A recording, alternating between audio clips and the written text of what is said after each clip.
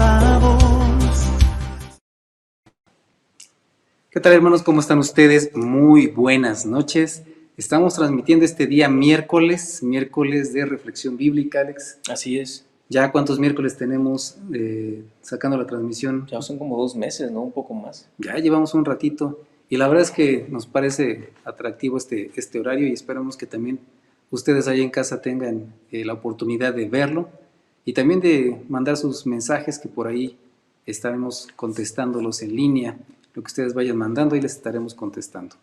Pues estamos en esta noche con un nuevo tema, Alex. Sí, hoy iniciamos un nuevo tema que es la iglesia, ¿no? Y podemos tener muchas opiniones, ideas sobre lo que es la iglesia, pero pues hoy veremos como inicio apenas un tema introductorio de lo que es la iglesia.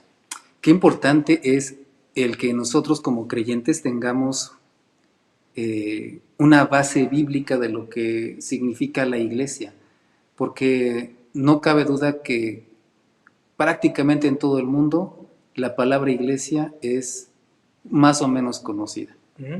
Y incluso para el mundo religioso, cuando yo escuchaba la palabra iglesia, inmediatamente me remitía a un edificio. Sí, era lo más común, ¿no? Que nos remitiéramos a eso.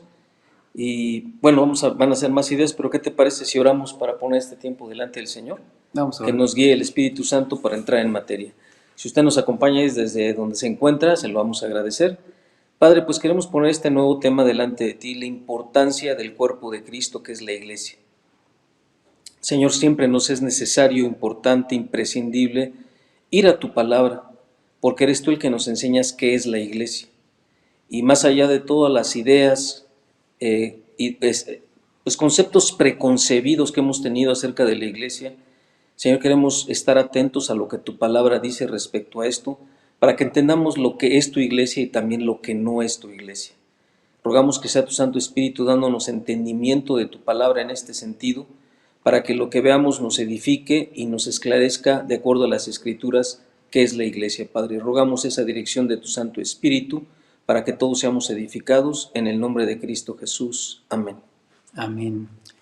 Pues comenzando con este tema, es común que pueda uno tener en mente lo que mencionamos hace un momento, de que la iglesia es el local a donde la gente se reúne. Pueden ser edificaciones de diferente tipo, unas suntuosas, otras muy sencillas, unas muy grandes, otras muy pequeñas, pero como que es esa tendencia a pensar, voy a ir a la iglesia, es decir, voy a ese lugar que está dedicado para las reuniones, ¿no? Sí, ya sea que le llamemos templo, santuario, iglesia, de diferentes nombres, pero muchas veces lo relacionamos con un edificio, ¿no? Con un local físico, y vamos a ver que no es así, sino que es cada creyente el que forma la iglesia, pero también yo creo que es asombroso e interesante ver que la misma Escritura dice que es algo que ya Dios tenía pensado desde antes de la fundación del mundo, que en el conocimiento previo de Dios, desde la eternidad pasada hasta nuestro tiempo y posterior, porque Apocalipsis también habla de esa iglesia en los cielos, es algo que Dios ya tenía un conocimiento previo pleno de esto, y que pues sí lo dice la misma Escritura en Efesios, ¿no? Efesios 1. Sí, es una idea que necesitamos aterrizar forzosamente, como tú bien lo acabas de mencionar. ¿Qué es lo que dice la Biblia acerca de lo que significa la iglesia? Porque incluso vemos, Alex, que el mismo hombre trata de definir la iglesia. Los estudiosos la definen como si fuese un movimiento social o como si fuese un grupo organizado de personas. E incluso no estamos negando que se pueda observar a los grupos como iglesias y que se puedan definir algunas cosas por su comportamiento. Pero no nace la iglesia como una idea humana. No. Es una idea precisamente de Dios.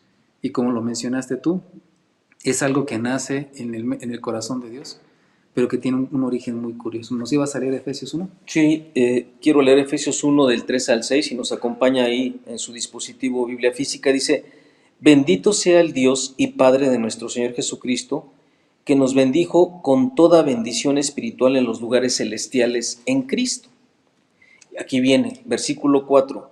según nos escogió, que hay una elección, según nos escogió en Él antes de la fundación del mundo, para que fuésemos santos y sin mancha delante de Él, en amor habiéndonos predestinado para ser adoptados hijos suyos por medio de Jesucristo. Otra vez algo aquí bien importante, según el puro afecto de su voluntad, no tenemos nada que ver nosotros.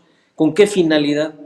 Para la alabanza de la gloria de su gracia, en la cual nos hizo aceptos en el amado. Aquí hay por lo menos tres cosas importantísimas. Uno es que todo esto Dios ya lo tenía desde antes de la fundación del mundo pensado, que nos predestinó para ser adoptados hijos suyos por medio de Jesucristo, el segundo punto bien importante. Y la tercera, que es, todo esto es para la alabanza de la gloria de su gracia. Fíjate que específicamente, aunque no menciona la palabra iglesia, sí menciona de ese grupo de personas a las cuales Dios Ha elegido, que ya tenía pensadas en su corazón, en su mente, en sus planes, ya estaba ese grupo de personas que a lo largo de la historia de la humanidad iba a pertenecer a la iglesia. Creo que incluso hay, y eso yo creo que ya posteriormente lo veremos con mucho más detalle, el plan de Dios que tenía de reunir gente en torno a sí, con un propósito de Él, para algún plan específico. Lo vemos con Israel. Así es. Cuando Dios llama a Abraham con un propósito de hacer una nación de su propia descendencia. Y el propósito de Dios para el mundo es bendecir al mundo a través de Israel. Pero el plan de la iglesia ya estaba en la mente del Señor. Hay algo que me llama la atención. Fíjate que aunque se utilizan palabras diferentes en el hebreo para las reuniones que se convocaban para alguna actividad, ya sea incluso para una revuelta o incluso ya sea como para el culto, como sabemos, la Septuaginta es esa versión griega del Antiguo Testamento. La Septuaginta utiliza estas palabras del hebreo para reunión o para congregación, y también ellos lo traducen como eclesia. Y eclesia, si mal no recuerdo, significa llamados para, ¿no? Reunidos para. Tiene que ver con una asamblea. Pero la palabra es específica cuando dice, en el caso creo que es en Corintios, dice Pablo en su saludo, iglesia de Dios, la iglesia de Dios. Si bien antes del Nuevo Testamento, antes de que se empezara a escribir el Nuevo Testamento, por ahí, por el siglo V antes de Cristo, los griegos utilizaban la palabra eclesia y se referían específicamente a las reuniones o mítines, ¿no? Donde se juntaba la gente para alguna actividad, puede ser política, puede ser social, pero los escritores del Nuevo Testamento toman ese dato, toman ese concepto, pero dicen, no es los que se reúnen para algo social o para algo político, son aquellos que se reúnen para el culto a Dios. Entonces de ahí ya toma el nombre iglesia específicamente de la reunión de los santos. Sí, porque finalmente son personas que tienen algo en común, que es la fe en Jesucristo y haber sido redimidos por medio de la fe en Él, ¿no? Entonces eso los hace un grupo específico con un fin espiritual y que no se reunieron o se convocaron por sí mismos, sino fueron convocados por Dios, ¿no? O sea, fue escogiendo. A mí me gusta mucho lo que dice Apocalipsis 5:9, porque dice que tomó a sus escogidos de todo linaje y lengua y pueblo y nación, ¿no? Y aquí también nos está dando una idea de que ya, así como todo inició con una idea previa o prefigurada del futuro respecto a que escogió a Israel, una nación, pero ya cuando viene el Señor Jesucristo, ya no solamente son judíos, sino también los gentiles, y toma de debajo del cielo de todo linaje y de toda lengua y de todo pueblo y de toda nación a sus escogidos para reunirlos, ¿no? En diferentes partes del mundo están estas reuniones de creyentes en Jesucristo como el Señor, como el Salvador, y que han creído que han sido redimidos de sus pecados y que se les ha dado una vida nueva, ¿no? O sea, cumplen algo en común que es muy profundo, que es una salvación en Cristo Jesús y el entrar en una nueva vida. Y es algo que es fundamental para que nosotros podamos entender el propósito, que en primer lugar es una idea que nace en el corazón de Dios, es aparte llamados con un propósito, y ese propósito a veces es el que se puede uno confundir un poquito. ¿Para qué llama Dios a esas personas? ¿Para qué Dios tenía desde el principio, antes de fundar el mundo, para qué Dios ya tenía pensadas aquellas personas que iban a formar la iglesia? ¿Para hacer qué o para llegar a dónde? En primer lugar, entre varias cosas, es para salvarlos. Porque el Señor sabe que la naturaleza del hombre, como lo hemos visto, que somos pecadores y que manifestamos pecado y que nosotros no queremos ni podemos sujetarnos a la voluntad de Dios, el Señor sabía que en esta condición caída jamás íbamos nosotros a poder de manera voluntaria o de manera, o incluso que fuese posible para nosotros, el acercarnos a Dios. ¿Y cuál iba a ser el destino de todo mortal pecador? La muerte eterna, el infierno. Entonces Dios decide congregar a estas personas, uno, para salvarlos, pero no es nada más de repente, pues porque nos amó tanto que nos quiso salvar, porque sí, lo único que quería era que nosotros tuviéramos vida eterna. Sí y no. Porque si nos congregó y nos salvó, lo que me gusta mucho esta idea, Alex, es porque Dios tenía en mente a la iglesia tomarla para entregársela a Cristo, como un regalo a Cristo, un don para Cristo. O sea, no nos salvó porque nosotros fuéramos gente bonita, ¿no? O sea, Dios nos salvó porque pensaba hacer de su iglesia un regalo para su Hijo. Fíjate que ahí en Juan 6:37, vamos a leer del 37 al 40, dice el Señor Jesucristo: todo lo que el Padre me da, uno podría pensar que son la naturaleza, objetos, pensamientos, dones, no. Dice aquí, todo lo que el Padre me da, vendrá a mí, es decir, que por voluntad se acercará a Él, y el que a mí viene, no le echo fuera, porque he descendido del cielo no para hacer mi voluntad, sino para la voluntad del que me envió. Y esta es la voluntad del Padre, el que me envió, que todo lo que me diere, una vez más, Dios dándole a Cristo, no pierda yo nada, sino que lo resucite en el día postrero. Y esta es la voluntad del que me ha enviado, que todo aquel que vea al Hijo y cree en Él, tenga vida eterna, y yo lo resucite en el día postrero. Uno entonces del deseo de Dios de tener una congregación de salvos, de rescatados, de redimidos, como tú lo mencionaste, es para entregarla a Cristo. Sí, yo creo que también lo que leíamos de Efesios, y es una parte bien importante que la iglesia, o esos redimidos, ese conjunto de creyentes debe de entender, es que lo hizo, que nos escogió por el puro afecto de su voluntad, pero para la gloria de su gracia, ¿no? Tú dices, realmente en todo este asunto apunta a que Dios sea glorificado.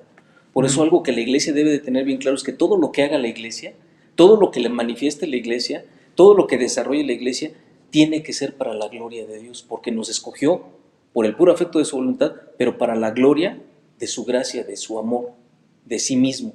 Entonces uno dice, pues, entonces todo lo que hagas en la iglesia tiene que glorificar a Dios, ¿no? Y como tú decías también, en esa elección, otra cosa y que apunta primeramente a Dios, nosotros aquí me gusta lo que dice Primera de Pedro 2, y hay dos ideas en esta carta.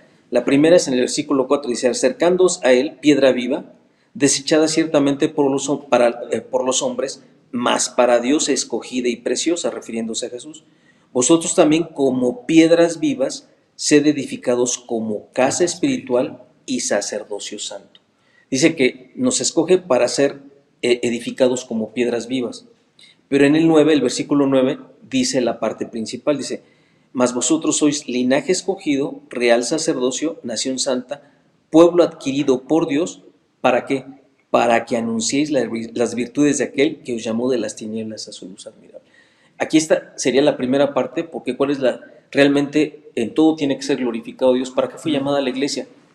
Para anunciar las virtudes de aquel que nos llamó de las tinieblas a su luz admirable, y la segunda, para ser como piedras vivas edificados como casa espiritual. Sí, ese es de entre los propósitos que Dios tiene para la iglesia, esta parte, que tiene un paralelismo una vez más con Israel, porque Dios quería preparar de Israel un pueblo de sacerdotes, ¿no?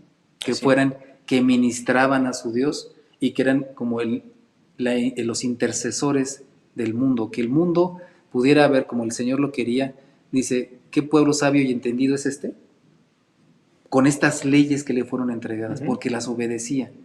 Desafortunadamente Israel nunca tuvo la capacidad de obedecer, y por eso Dios ya había instrumentado este plan para que cuando se manifestara su Hijo Jesucristo, diera Dios, gestara este nuevo pueblo llamado la Iglesia, ¿no? Sí, y que Israel tropezó y fracasó en esa encomienda. La Iglesia podemos decir que relativamente fracasa, pero no es que la Iglesia como tal en sí misma fracase. Creo que cuando la Iglesia no tiene como fundamento a Jesucristo, que es la palabra de Dios, y no hay dirección del Espíritu Santo, igual que Israel falla. Pero el propósito original de Dios es que su Iglesia, los que son suyos, y que los hace nacer de nuevo y les hace nacer espiritualmente, pueden descubrir las verdades de la palabra por el Espíritu Santo, y dirigidos por el Espíritu Santo sí pueden cumplir con esa encomienda, ¿no? Yo creo que esto lo tenemos que presentar, Alex, para nuestros hermanos que están ahí presentes, porque hay unos que dicen, lo entiendo, está muy claro, pero ahorita han sido tantos conceptos que yo creo que tenemos como que irlo poco a poco, ¿no? Mencionaste cosas muy importantes que es necesario que nosotros estemos claros. No puede existir, creo, comentarlo así, no puede existir la iglesia que no tiene a Cristo. No es iglesia. Puede ser una congregación de lo que sea, pero no iglesia. Igual si no tienen el Espíritu Santo. Es específicamente eso, exactamente. Es decir, una iglesia, un grupo que hace de todo, cosas buenas, cosas interesantes, altruistas si tú quieres, incluso que tienen como texto base la Biblia, pero que no tiene a Cristo, que ha sido formado en el creyente por el Espíritu Santo, no es iglesia. Entonces, por tanto, no puede haber unas iglesias, es decir, no puede haber estos grupos que les autonombramos, que se autonombran iglesias, o que nosotros les denominamos iglesias, pero que no ven a Cristo como Dios. Hay grupos que toman a Cristo como un buen profeta, como un semidios, y pues lástima, pero esos grupos no son iglesia. Esos grupos no son realmente la iglesia, y no la iglesia porque se autodenominaron iglesia, porque alguien les está nombrando iglesia, sino porque son nombradas por Dios. Es el concepto que nace en el corazón de Dios para formar un grupo. ¿Y de qué manera se forma este grupo? Tú también lo mencionaste. Es ese grupo de personas que fueron sacadas de las tinieblas e introducidas a una luz admirable con un propósito de anunciar las virtudes de aquel que nos llamó. Entonces, ¿de qué manera se puede instrumentar un grupo de personas que sean conscientes de que Cristo es el Señor, que Cristo es Dios, que no solamente tengan el conocimiento, porque los demonios conocen, tiemblan, pero no se arrepienten? Entonces, ¿qué es lo que puede hacer posible que este grupo de personas realmente sean llamadas iglesias? Iglesia, lo que el Espíritu Santo está haciendo en ellos. Fue otra cosa que también mencionaste importante. Antes estábamos muertos en nuestros delitos y pecados. Lo vimos en el tema anterior. El Señor Jesús le dijo a Nicodemo, no puedes ver el reino de Dios si no naces de nuevo. Este es otro punto importante que mencionaste. El nuevo nacimiento que viene por el Espíritu en el creyente. Entonces, la iglesia no es un grupo de personas en un momento determinado de la historia por sí mismo, sino es los llamados desde la época que Dios empezó a llamar hasta la fecha, y los que seguirá llamando, de este grupo de personas que lo que está buscando, no por voluntad propia, sino por designio de Dios, el adorar a Dios y el manifestar quién es Él al mundo. Sí, fíjate que otra cosa, y que tiene que ver con la persona de Jesucristo para que podamos decir que una iglesia es iglesia, es que la Biblia no es un libro de consulta o una referencia, sino que se tenga la absoluta convicción de que es palabra de Dios y que por tanto es inerrante, no hay falla en ella, no hay error en ella, y que es digna de toda confianza. Porque hay iglesias que dicen, bueno, está padre la Biblia, pero También echamos mano de la filosofía, de la ideología, de la psicología, de 20 cosas, porque la Biblia no les es suficiente. Y para la Iglesia de Cristo, la palabra de Dios debe de ser total y absolutamente suficiente. Y ese es algo que va a caracterizar al miembro de la iglesia. No estoy hablando del miembro de la congregación fulanita que se encuentra en tal lugar, sino el verdadero llamado, el verdadero escogido, el verdadero incrustado de las tinieblas a la luz, de alguna manera está buscando, o más bien tiene la necesidad impuesta por Dios de tomar a la Biblia como autoridad. No hay autoridad más alta para el creyente que Dios y su palabra. Es Dios mismo manifestándose a través de su palabra. Y yo creo que eso es fundamental para que nosotros podamos identificar cuál es iglesia y cuál no es iglesia. Quién pertenece a la iglesia y quién no pertenece a la iglesia. ¿Por qué? Porque la iglesia somos muchos miembros que estamos haciendo el cuerpo de Cristo, y obviamente si somos cuerpo de Cristo, digamos que el Espíritu de Cristo nos mueve a todos. El Espíritu de Cristo es como ese hilo conductor de todos que nos va moviendo hacia un mismo y determinado fin. Un poquito quizá, Alex, no sé si es que sería correcto el ejemplo, como los bancos de peces o como esas parvadas de pájaros. De repente tú ves en el cielo y parece increíble cómo de repente cambian de dirección, todos al unísono, ¿no? Igual también los peces, que parece un cuerpo, pero son muchos individuos con una dirección ¿qué los dirige? ¿Qué los mueve? Yo creo que así podría verse como la iglesia. No importa dónde te encuentres, qué idioma tengas y en qué momento de la historia te tocó vivir. Los que son dirigidos por el Espíritu se orientan inmediatamente hacia donde escuchan la voz de su pastor. Mis ovejas oyen mi voz y me siguen, dirá el Señor Jesucristo. Sí, definitivamente. O que dice, la palabra es que el Espíritu nos va a guiar a toda la verdad, ¿no? Nos va a guiar a Cristo, que es la verdad. Entonces, también es iglesia la que tú dices, bueno, el Espíritu, y si es realmente el Espíritu, porque desgraciadamente hay muchos grupos que se dicen movidos por el Espíritu, pero hacen cosas contrarias a la Escritura. Y el Espíritu jamás te va a llevar a hacer algo contrario a la Escritura, porque el Espíritu inspiró la Escritura. El Espíritu Santo no se va a contradecir a sí mismo, ¿no? Y la manera más fiable de ver si estamos en la verdad o en el error es la misma Escritura, ¿no? Es la misma palabra la que nos da esa dirección. En Efesios 2, 19 al 22 dice algo importantísimo, haciendo contexto en el 19. Así que ya no sois extranjeros ni advenedizos, y aquí de alguna forma también da de entender lo que es la iglesia. Dice, así que ya no sois extranjeros ni advenedizos, sino conciudadanos de los santos y miembros de la familia de Dios, ¿no? Ahí está, una familia, ¿no? También se le menciona a la iglesia como una familia de Dios. 20. Edificados sobre el fundamento de los apóstoles y profetas, siendo la principal piedra del ángulo Jesucristo mismo, en quien todo el edificio bien coordinado va creciendo para ser templo santo en el Señor. O sea, hay partes que dejan tan claro lo que es la iglesia, que aquí te dice, pasas a ser familia de Dios por puritita gracia, pero tienes que tener bien claro que el fundamento de todo lo que los apóstoles de Jesucristo enseñaron y todos los que eran realmente profetas de Dios son un fundamento para el cristiano. ¿Y dónde está eso? Pues aquí en la Biblia está los escritos de los apóstoles y de los profetas. Pero ¿quién es la piedra principal, la piedra más principal del ángulo? Jesucristo mismo, ¿no? Su palabra.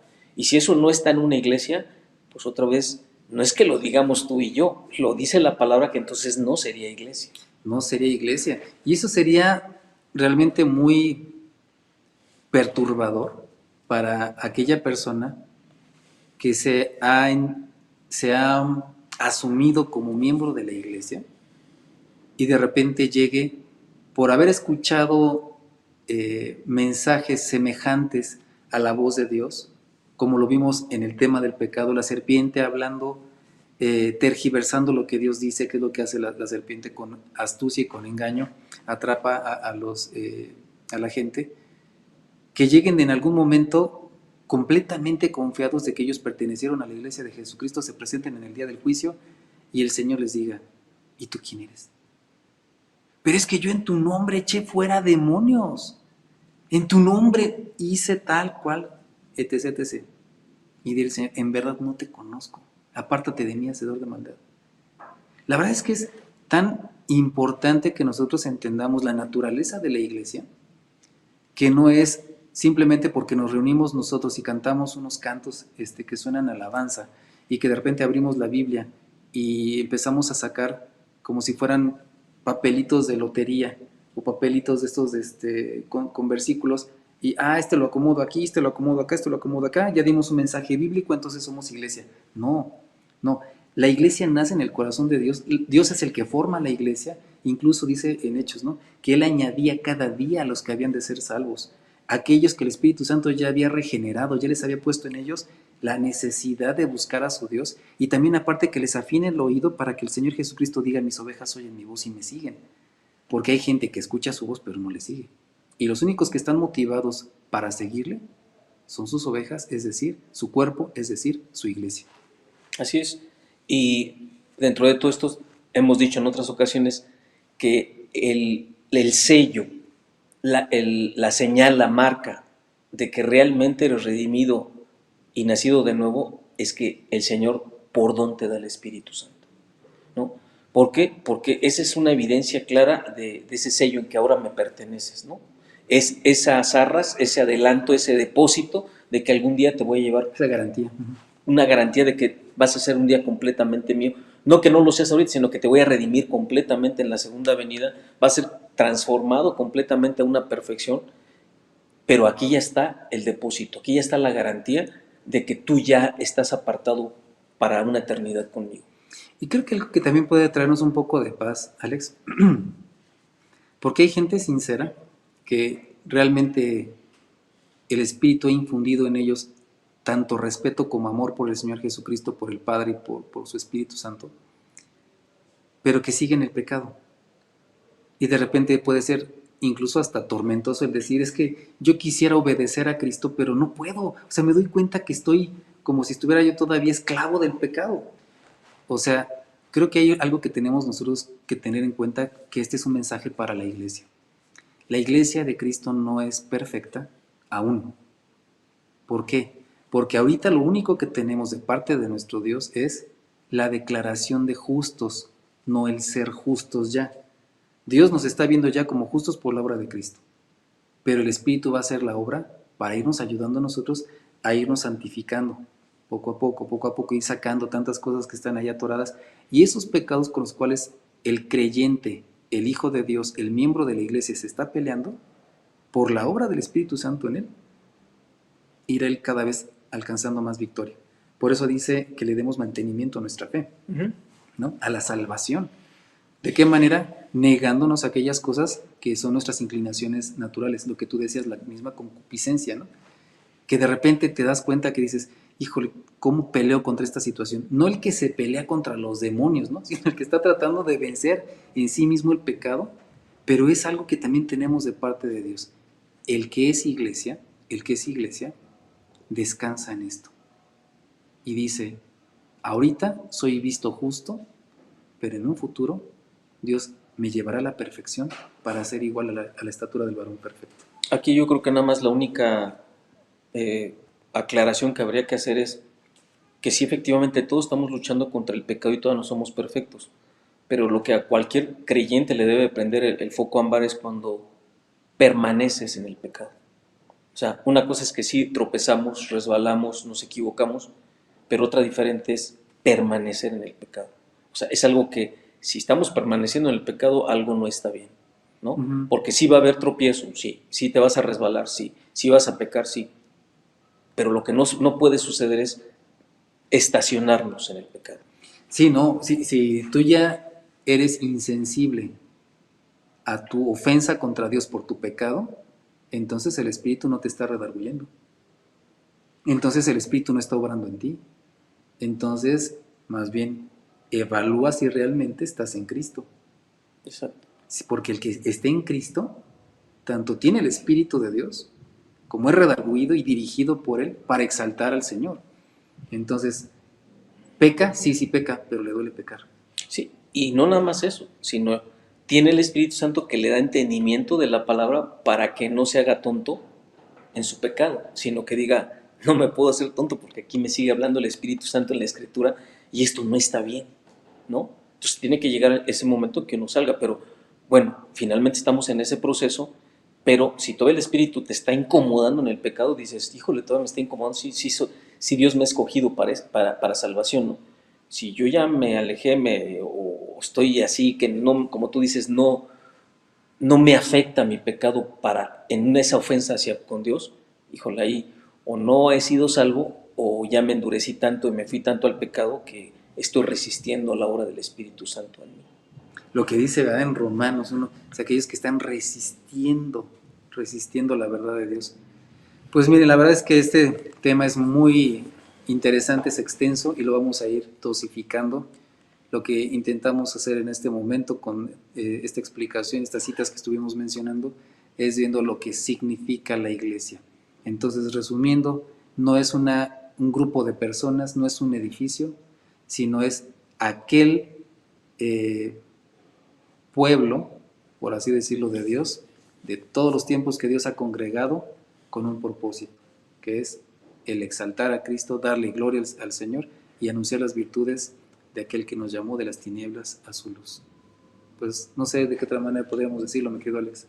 Me parece muy bien así como lo expresaste, porque es el conjunto de personas que han sido redimidas, han sido llamadas por el Señor, que han nacido de nuevo y que han empezado una nueva vida completamente fundamentada en la palabra de Dios y en la dirección del Espíritu Santo.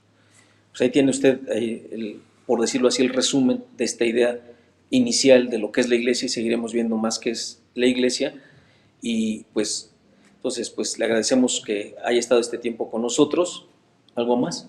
No, pues nada más darle gracias a Dios porque usted sigue también estas transmisiones y rogamos que sea usted edificado. Pues nos despedimos, que tenga excelente noche. Dios le bendice. Bye. Se escucha el sonido de su majestuosa